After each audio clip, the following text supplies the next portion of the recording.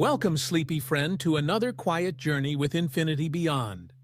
Whether you're here to learn, to unwind, or simply to drift into a peaceful doze, you're in just the right place.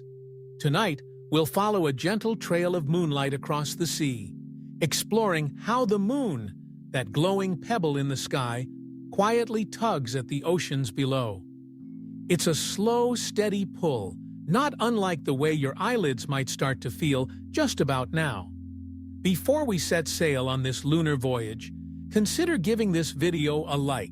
It helps Infinity Beyond, this cozy corner of the cosmos, reach more curious minds like yours. Let's begin, shall we? Picture yourself on a quiet beach at night. The sky stretches endlessly above, scattered with stars. The waves roll in and out in a calm rhythm. That gentle push and pull you hear? It's not just wind or weather, it's the moon, quietly performing its ancient dance with the Earth's oceans.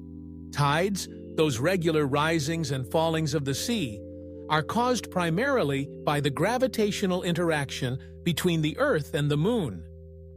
The moon's gravity pulls on the Earth, and that includes its water.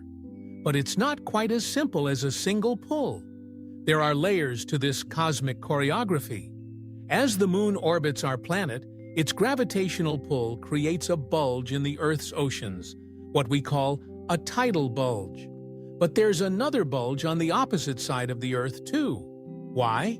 Because as the moon pulls the Earth slightly toward it, the oceans on the far side are left behind in a way, creating another bulge.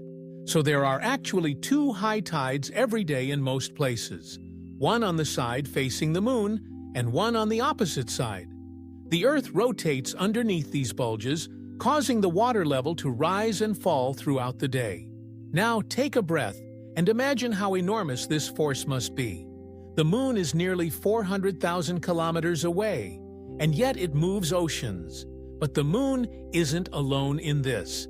The sun also plays a part, though it's farther away. During new and full moons, when the sun, Earth, and moon are in a line, the gravitational forces of the sun and the moon combine.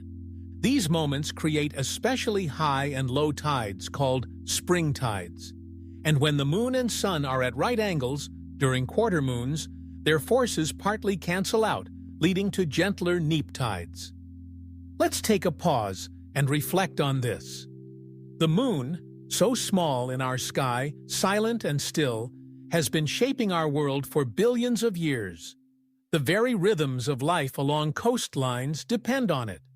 Crabs scuttling along the sand, coral spawning in sync with the tides, even the migrations of fish, all subtly timed to the moon's silent beat. And then there's us. Humans have watched the tides for millennia.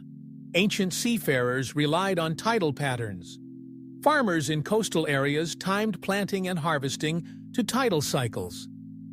And in the modern world, cities rise near coastlines, ports rely on tides, and engineers calculate tidal energy for clean power. Isn't it fascinating that something so gentle, so seemingly passive, wields such power? As we drift further into this topic, think about the beauty of this natural rhythm. The moon isn't just a rock, it's a timekeeper, a sculptor, a guide. And while this episode flows gently like the tides, we'll soon dive deeper into the mysteries of tidal locking, orbital resonances, and how the Earth and Moon influence each other far more than you might expect. But for now, let's just float. Float with this thought. Every night you've ever stared at the moon, it's been silently stirring the waters of our planet.